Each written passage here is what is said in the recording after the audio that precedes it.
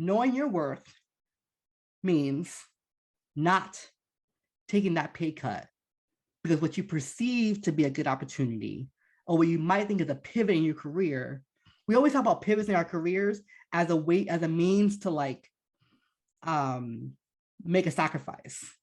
Y'all, I'm not sacrificing anything for a job, right? Like yes, I'm switching industries. I'm not switching my knowledge base, my education, my experience level.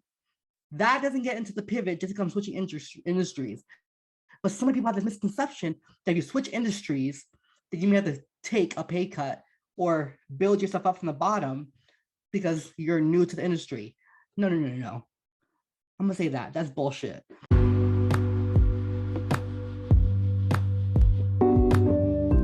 Welcome to Absolutely Not, the live podcast series dedicated to providing examples of setting personal boundaries at work and the vocabulary needed to name harm in those spaces.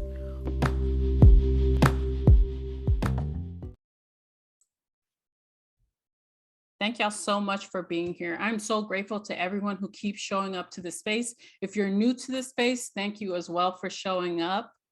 Please turn your cameras off because this is recorded and you'll be able to see it later.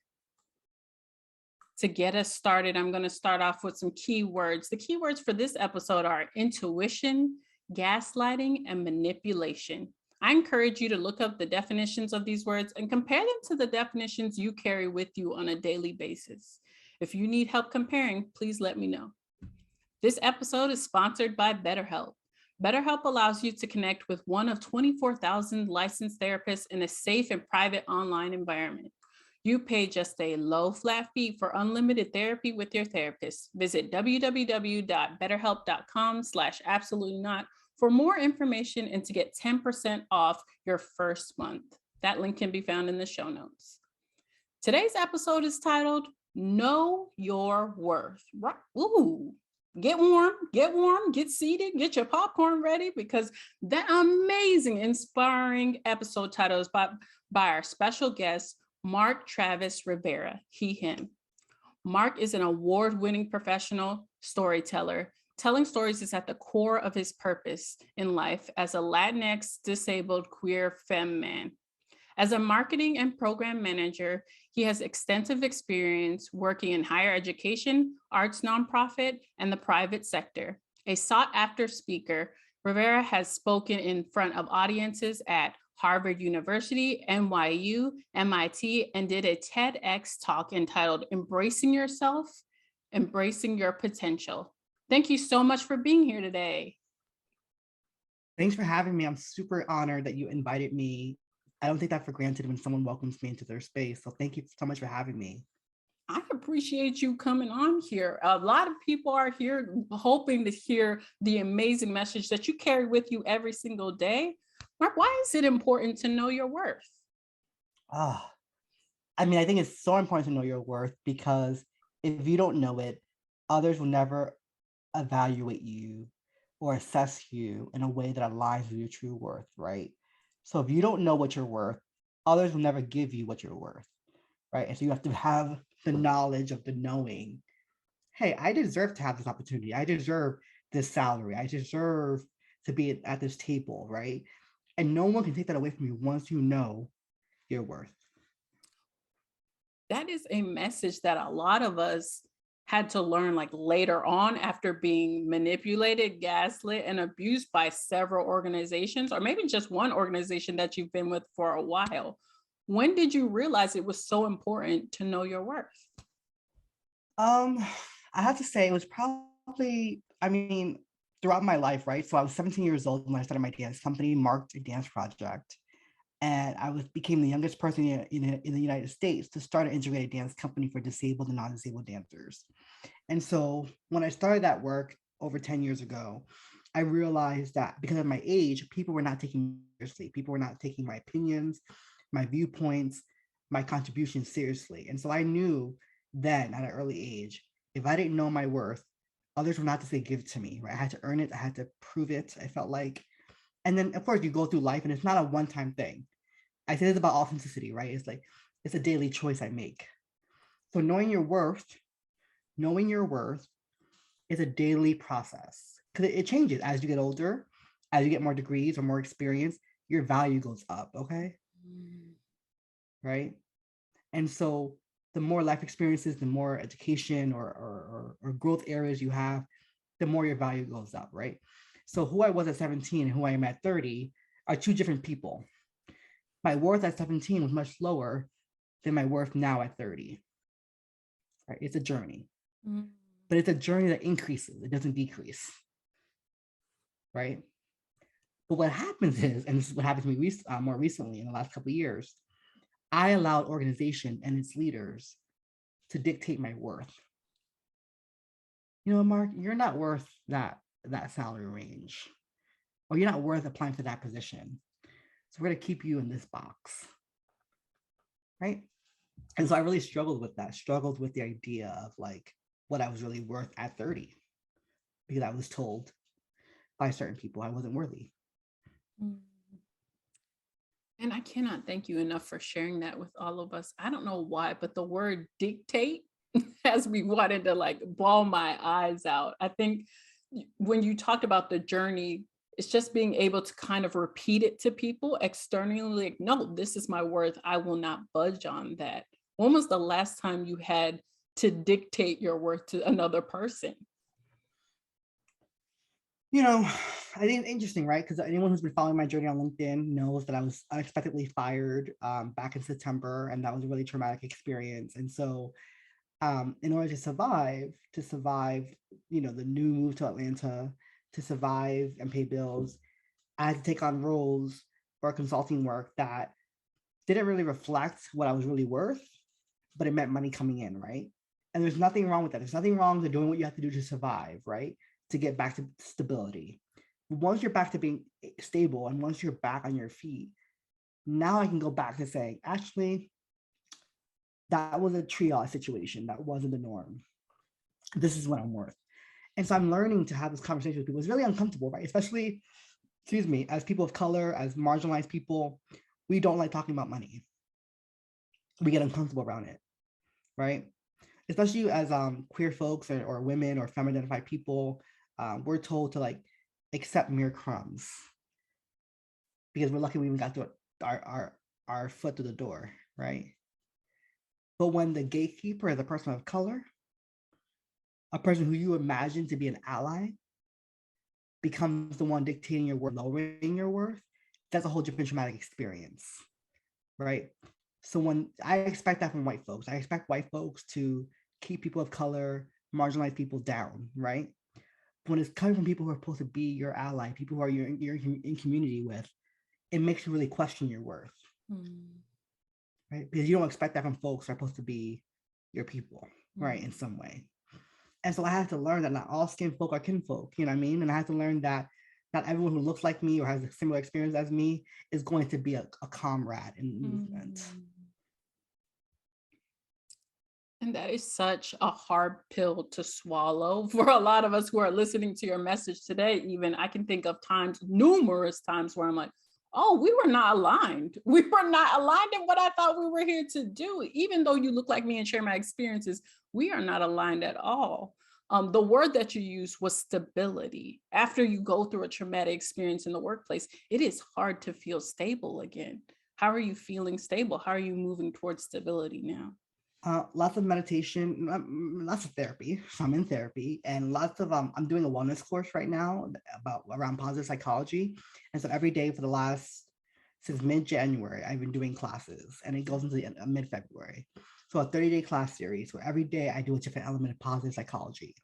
So doing that every day, having therapy, having my support system, and really I'm writing my memoir this year. So doing that has really anchored me in my calling and my purpose. And being it's funny, being fired was so traumatic, but in hindsight, looking back at it, it was a moment that the universe, God, whatever you want to call it, ordained because he, they, she, it knew I wouldn't go on my own regard right away because I'm such a loyal person, right? And we have this idea that you're supposed to stay in a workplace for at least a year and a half or two before you try to get another job, right? That's the old way of being in the workplace. And I've only been there 7 months or so. So I was like, I can't just, quit or try to get another job right away.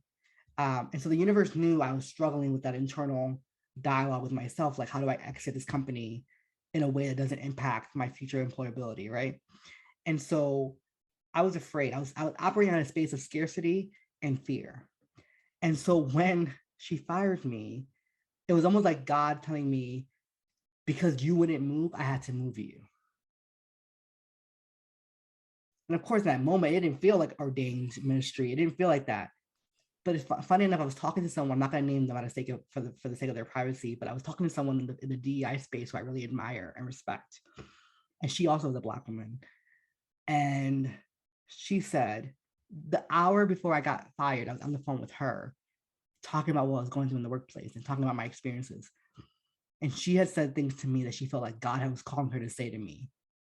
And the moment I got off the phone with her, I got a phone call saying, "We're letting you go." And it was almost as God was like preparing me, that my friend who I was talking to was a buffer between what was coming, right? Because God knew that had I just went into that phone call with my employer and got fired, I would have been like unprepared emotionally and mentally to handle that. But having that conversation with my friend the hour before leading into that conversation, it really angered me in that, like, whew, I got this. You know what I mean? Like, it was like, I got this. So like, it was like, in hindsight, I realized that now. But in the moment, it felt like betrayal. It felt like hurt. You pour yourself into these companies in general, not just mine. You pour yourself into your work, your career aspirations, because as a first generation college student, as the first one to graduate high school in my family, as the first one to make it out of the hood, doing what I do, you felt like you had to prove yourself and like get a certain level of success. But now I realize is that I don't care about a title. I don't care about having a day job per se that just pays the bills, right? Um, I am no longer interested in working for organizations or people, whether I'm as a consultant or a full-time employee or a part-time employee, whatever it is, that don't align with my values. And I'm no longer ignoring the red flags, my intuition, right? And so when you can stop, excuse me, when you can stop ignoring the red flags, you realize, and because of that experience I had with my former employer, I'm much more aware. Because I saw all the red flags when I joined that company, all of them from the moment I applied to they reached out to me. I applied on a Friday. I got a call on Monday for an interview on that Tuesday. That Tuesday, I was told you're going to interview with the CEO, another person on that Wednesday. And then I got an offer letter by Saturday. And I had like 24 hours to respond to the offer letter, which means I was expected to work on a Sunday. You know what I mean? Like, it was just like, it was a lot of red flags I was seeing off the bat, but I was ignoring them. Right. And so I told myself after that experience of getting fired and kind of moving on, because now I'm a few months removed from the situation. I would never ignore my intuition again. Just won't. I'm not in a full-time job yet. I'm doing consulting work and part-time work because I'm not rushing into an organization again. Been there, done that. Yeah. So that's kind of how I'm navigating that. Oh, and I cannot thank you enough for sharing that with us, because there are so many of us who think that when we're going into organizations, like, I know this is not right, but let me stick it out. Or maybe it's just me, because everybody seems so happy here. You mentioned some of the red flags that you saw from the get-go. Were there any other red flags that you saw in the organization that you were just like, nice, no, we're okay? Well, what's interesting was I had noticed like certain things, and I have to be careful what I say because I'm not legally, I'm not allowed to talk about certain things. But as soon as I got there, it was a growing team, so I was part of the first batch of growth that happened. And then as soon as I got hired, I found out that one of the more senior employees that was there the longest was leaving, but she had just been promoted to a new position. So I was confused as to why she was leaving when she was just promoted, right? And then we went to another growth spurt with the company. And I think that growth spurt added another, my growth spurt was 4 people. The following growth spurt was about maybe 6 people, I think, if I remember correctly. So we were growing fast. And of course, you see that growth, that's a good thing. But when it's not, you can grow 1,000 sunflowers, but if you're doing it in shitty soil, in soil that's not nutrient, in soil that is not wholesome and primed for growth, those flowers won't bloom.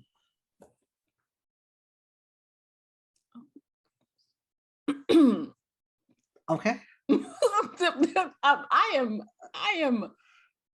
am processing that because from time and time again, I remember the shitty soil that I was in. Like, y'all want me to do what with what? Y'all want me to run all of this with what money, with what resources, with what title? And I think if I had had that affirmation, like, hey, I'm a damn sunflower. Like, I need better soil than this. I need so much better soil. Mark, what kind of soil are you looking for now? What does the soil have to be to grow in for Mark? I think the soil for me, and it's not just related to a job place, right? This is about anything you do in life. It has to not only accept my authenticity and who I am for exactly who I am, it has to nurture that. Mm-hmm. It has to give me a space where I can show up every day and make that choice to be seen, to be heard, to be authentic, right? And so I felt like for a lot of times, in a lot of ways, I was starting to silence myself. I was starting to shut down because this soil was not nutrients for me, right? When I dared to speak out about something on LinkedIn, I was told that's unacceptable. And then a policy was created banning that from happening, right? Banning employees from talking on social media about certain things. So it's interesting how certain people react to the truth, right? Mm-hmm. And again, I'm navigating this delicately because, there's legal parameters on what I can and cannot say. But, you have to be really, I have to be really learn, like, I want to be in an environment that really nurtures my authenticity and really embraces it and celebrates. And not just, nurture it, but celebrate it, right? Mm-hmm. But people who are not authentic, they can't embrace other people's authenticity, right? And so what I had to learn was that the more authentic I became, or the more authentic I was, and the more real I was, it became a repellent for those who couldn't embrace their truth. And so when she was attacking me, or when whoever was attacking me, it was because they themselves could not be real. And that was a them problem, not a me problem.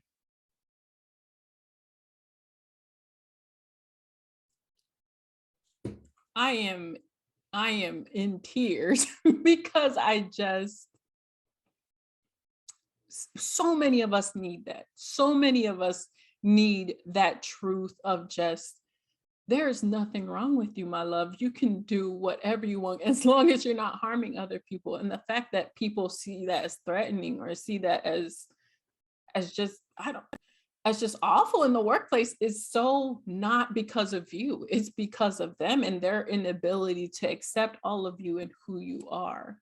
I cannot thank you enough for bringing that up, because so many people are going to need to hear that and are going to want to look for better soil out there. Somebody said dropping so many nuggets today, so many nuggets. Hey Mo, I know Mo. Hey Mo. I know that you talked about in that really bad soil that you started setting boundaries about what you wanted to do because they weren't paying you your worth. They weren't treating you as if you were valuable to the team. What were some of the boundaries that you set that kind of aligned you to see those red flags? I think for me, one of the first things I started doing was when I realized that I was doing work that I wasn't hired to do, I was like, oh, wait a minute, this is not why you hired me. So you brought me in at the lower level for DEI stuff, but you have me doing all your marketing because that's my background.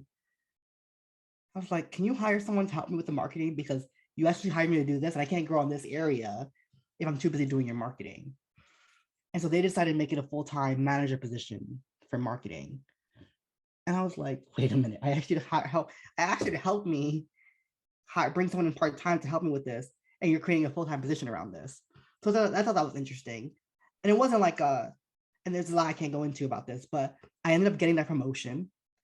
And I was told, this is what I can offer you. it will not get better than this. Right. So there was no room for negotiation. The first time there was room for negotiation, but the second time it was, this is it, take it or leave it. Like there's no room for negotiation. And of course I took it because I needed to survive. Right. And it was, and to their credit, it was in alignment with my last job salary. So I was finally, which meant I took a $10,000 pay cut. By the way, y'all, knowing your worth is knowing that you ain't taking no damn pay cut. Hell no. Okay. I don't care if you're single, if you're in your 20s, do not, y'all, if y'all hear nothing else from this conversation today, know this. Knowing your worth means not taking that pay cut because what you perceive to be a good opportunity or what you might think is a pivot in your career. We always talk about pivots in our careers as a means to like make a sacrifice. Y'all, I'm not sacrificing anything for a job. Right? Like I'm switching industries. I'm not switching my knowledge base, my education, my experience level. That doesn't get into the pivot just because I'm switching industries. But so many people have this misconception that if you switch industries, that you may have to take a pay cut or build yourself up from the bottom because you're new to the industry. No. I'm gonna say that's bullshit. And also, when you know your worth, okay, you won't be fooled by the glitz and glamour of DEI as a field. When she told me, well, you don't have any direct DEI experience in the interview process, I should have known then that was a red flag, right? Because I had spent the last 7 years of my life speaking at Harvard, MIT, Rutgers, NYU. I did a TEDx talk around LGBT representation, particularly around people of color. I had an award-winning thesis, okay, in the state of New Jersey for my capstone project on shame, sexuality, and race, right? So when she said I didn't have any direct experience, what she was doing was policing and gatekeeping, right? What she was saying to me indirectly saying to me was, well, you're not one of us. You haven't been the corporate ladder. You haven't climbed the corporate ladder to be in this position of privilege or power, right? Mm. And DEI as a field has exploded, sadly, after George Floyd's murder, right? But y'all, I said this publicly, I'll say it again. Y'all be careful out here in these DEI streets because there's plenty of frauds who masquerade as experts. Plenty of frauds who masquerade around their identities as if that's enough. Hmm. Ironically, the person who told me I wasn't directly experienced enough to do this work is someone who's only done this work because of their race, because of their gender. So her lived experience has allowed her to get to where she's at. But you talk about her background, communications marketing, that's your background? And something that makes you an expert in DEI, right? And so it's interesting how people can like use that to leverage and to gatekeep who's the expert. Mm-hmm. And let me just say this, y'all, there's enough space for all of us. Mm-hmm. Because this DEI work, this work around equity and inclusion, there's plenty of work to be done. Mm-hmm. White supremacy has assured us of that, right? But what it becomes is this mentality around crabs in a barrel, right?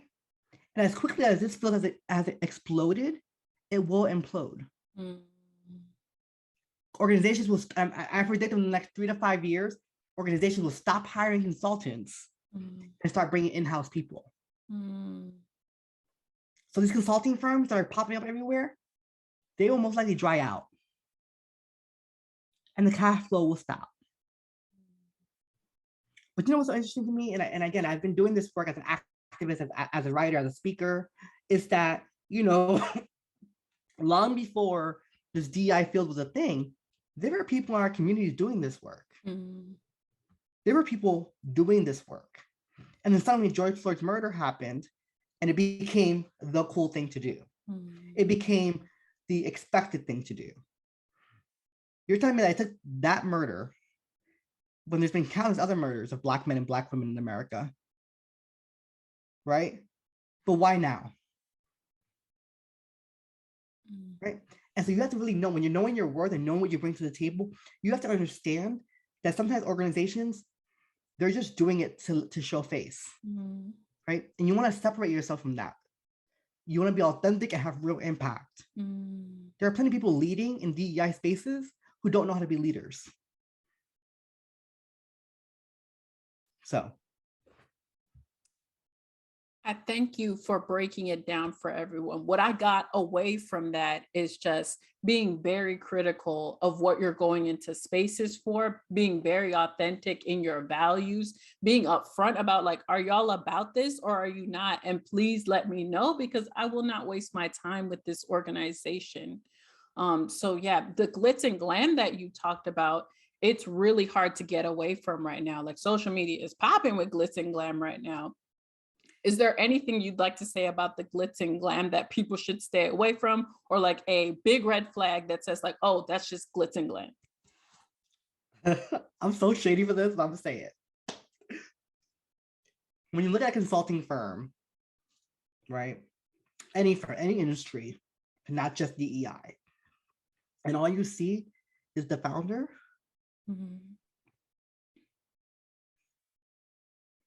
give them the side eye. That's all I'll say. Give them the side eye, because and this is coming from someone like me, my dance company was called Marked, Marked Dance Project. It wasn't Mark Travis Rivera Dance or Mark Travis Dance. It was Marked Dance Project. I incorporated my first name in it, but that was it, right? When you went on my website, you saw all pictures of my dancers. You saw my work. You didn't see my face plastered everywhere. There is space for those who want to be famous, right? There's space for those who want to be known as a sought after speaker. Hell, I want to be successful. I want to have my own talk show one day. That does not mean that I'm doing this work with that intention in mind of fame and glory. But so many consulting firms are popping up, and all you see is the name of the founder. And all you see on their website and their marketing and their brand is them. You have to ask yourself, why are they really doing this work? Is it for the glory?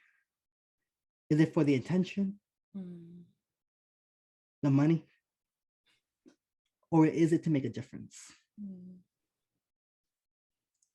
And these are lessons and thoughts that we're all going to have to process in our own time. All of us who are listening to this conversation and are thinking about getting into DEI or are possibly working in the field already, now you're going to have to go into your organizations and start looking at them for what they're doing. Like, where are we going with this? Have we made an impact? What are we doing with that impact? How much money are we keeping to it? Like, just go into those organizations and think about that. I can't thank you enough. I just want to read off some of these comments that people have been saying in the chat.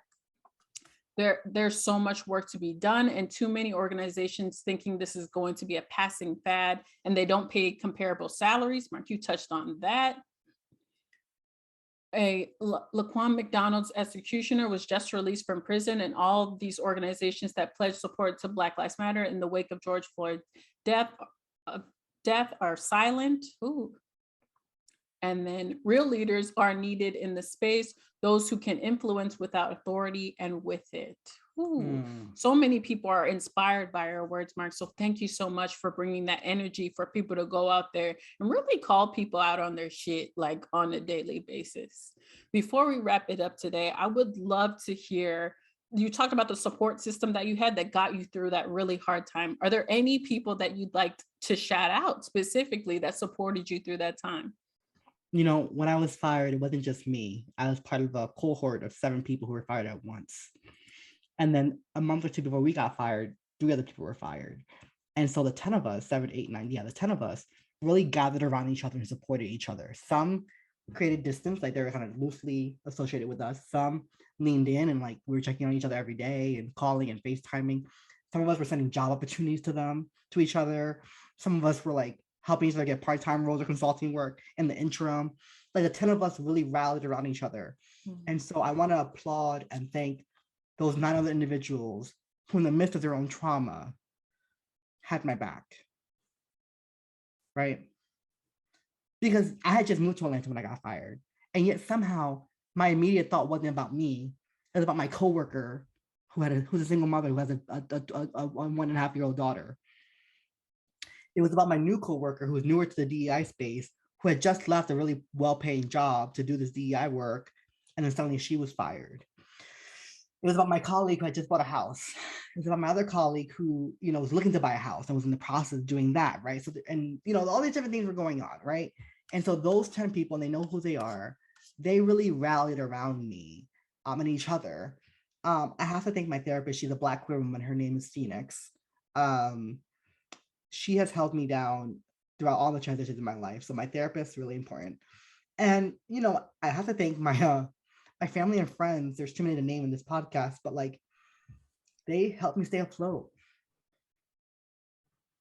And so, yeah, I just wanted to share and thank them.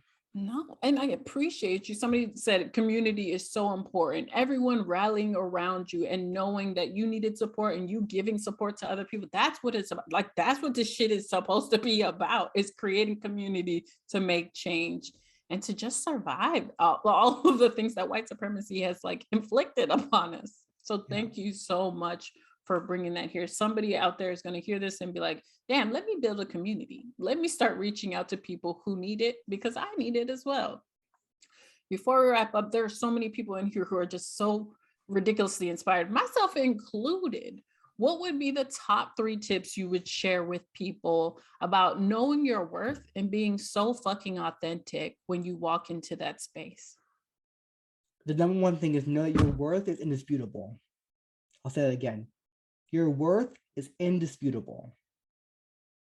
That's number one. I think that's pretty self-explanatory, so I don't have to explain that one. Number 2, as you age, as you get more education or more opportunities and more experiences, your worth goes up, never down. Ergo, don't take that pivot cut in pay, okay? And the third thing I will say is, and this might get a little woohoo for some people, but I'm going to say it. Know that you are part of the divine and innately worthy.